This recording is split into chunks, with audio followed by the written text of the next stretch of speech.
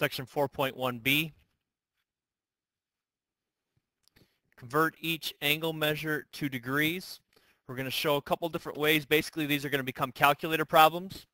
But if on a test you forget what menu you need to look in to be able to convert these on a calculator, you can do these also without necessarily having that menu in your calculator. 64 degrees, 45 minutes. Degrees, minutes, seconds. Obviously, that's your degree symbol. That's read as minutes. And that is read as seconds. Degrees, minutes, seconds is used in navigation, both by air and by sea, instead of using decimal measures for angles. So 64 degrees, 45 minutes means that we have 64 full degrees plus, and now the minutes and the seconds represent the decimal portion of your degree measure. So 64 degrees, 45 minutes is 64 degrees and 45 out of 60 minutes. So if you think of a standard clock, we rotate one full revolution around the clock. We've gone 60 minutes. This is saying that we're going 45 out of those 60. Plug that into your calculator and you get 64.75 degrees.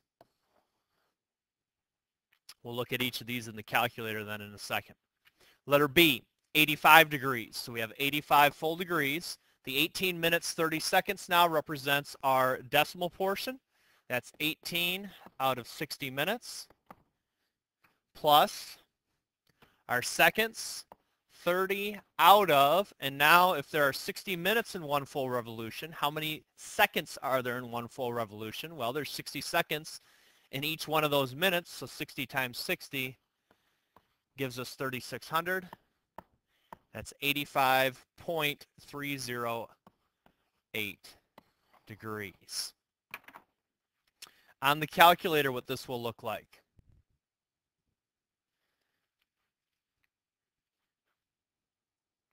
If you hit your angle menu, which is second function, and your apps key, there's your degrees and minutes symbols.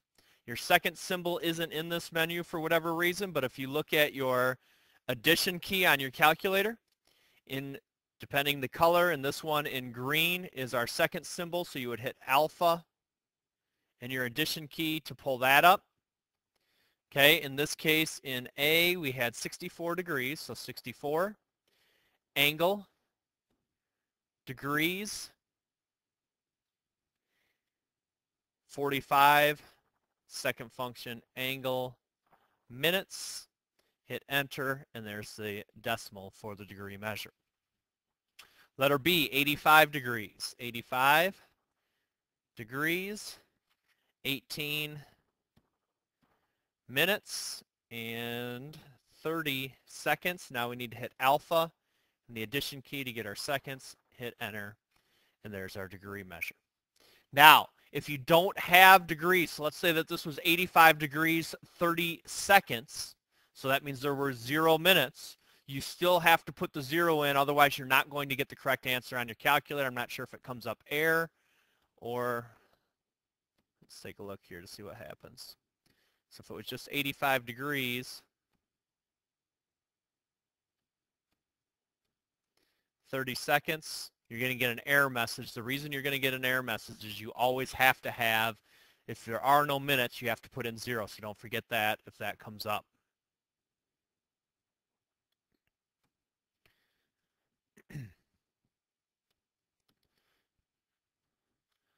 Okay, convert each angle measure to degrees, minutes, seconds.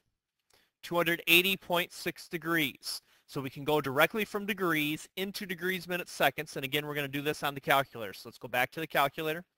Put in 280.6. You do not need to put a degree symbol on it. Its calculator understands that if you're going into degrees, minutes, seconds, that you first have to be in degrees. So it's understood that this is degrees.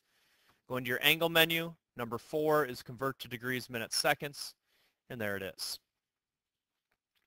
Letter B, negative 345.12. Angle, convert to degrees, minutes, seconds. Hit enter, and there's that. So record each of those. And that's all there is to those problems. Again, if you know how to use the calculator, it just becomes a straight calculator problem. So this is 280 degrees, 36 minutes. And this is negative 345 degrees, 7 minutes, 12 seconds.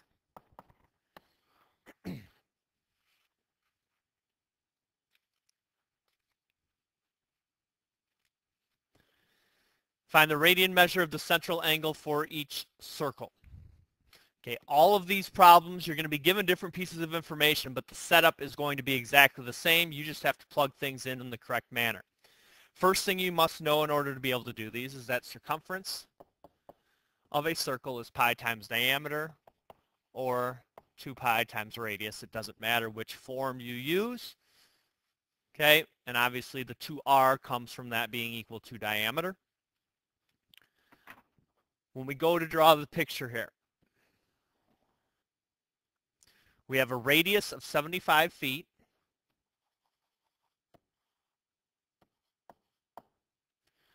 The arc length is 60 feet. Arc length is what's intercepted by the central angle. We know that that's 60 feet. We want to find the measure of this central angle. Central angle has vertex at the center. We're looking for that measure, x. Now your setup is going to be exactly the same, regardless of whether you're in degrees or radians. In this case, we are asked to find the radian measure of the central angle. The only difference that that's going to make is how you set up your first ratio of your proportion. In this case, and this is what it's going to be every time, it's going to be central angle over the whole circle equals arc length over circumference. You're going to use that proportion every single time. Central angle over the whole circle. Well, in this case, we want a radian measure. So how many radians are in one whole circle?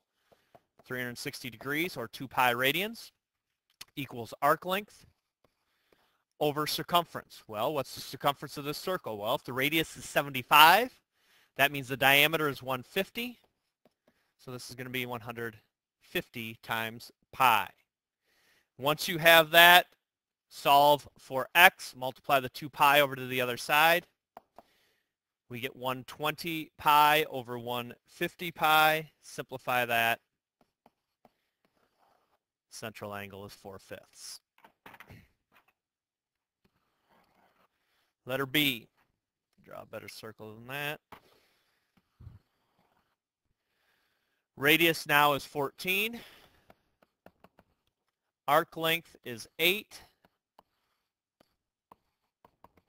Again, we're looking for that central angle, x. Central angle over whole circle equals arc length over circumference, which is 28 pi. Multiply the 2 pi to the other side to get x by itself. We get 16 pi over 28. 16 pi over 28 pi simplifies to 4/7.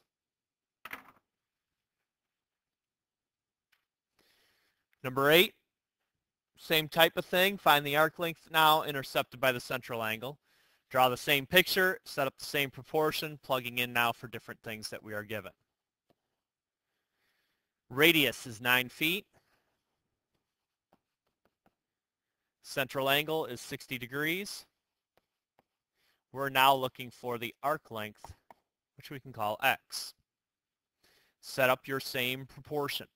60 degrees, which is central angle over whole circle, 360 degrees, equals arc length over circumference, which is 18 pi. Solve for x, multiply the 18 pi over to the other side. This ratio on the left, 60 over 360, is just 1/6. So I have 18 pi over 6, which is just 3 pi. If you plug that into your calculator to get the decimal approximation, that's about 9.425 feet.